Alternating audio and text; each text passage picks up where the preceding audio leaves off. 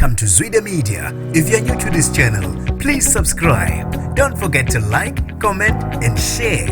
Here's a new video for today. Enjoy.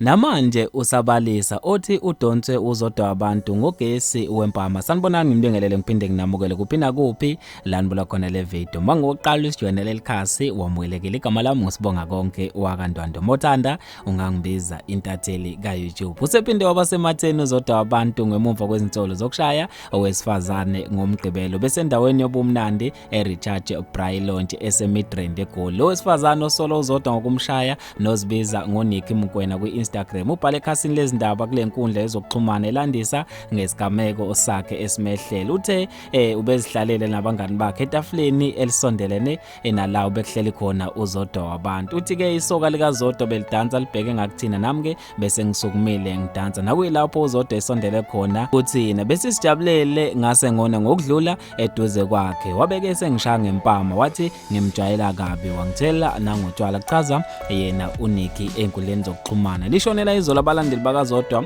behlukene phakathi babodwa bebemvuna kanti abanye bebemsola ngokuba nodlame ukushaya owesimame. Kube sobala ukuthi uZODWA uyasiphendulela ngenkathi efaka ivideo enkundleni yakhe yokuxhumana uInstagram eveza yena nesoka lakhe bedansa bebambene. Kube sekubona olesifazane eqhamuka ngemumva embhansa izinqe. Le video ke msana nombhalo othi ke simasingasebenzi sisuke sisikhiphile njengabantu abajwayelekile bese kuba khona labo ke abafuna ukusibona ukuthi ngempela sinegazi.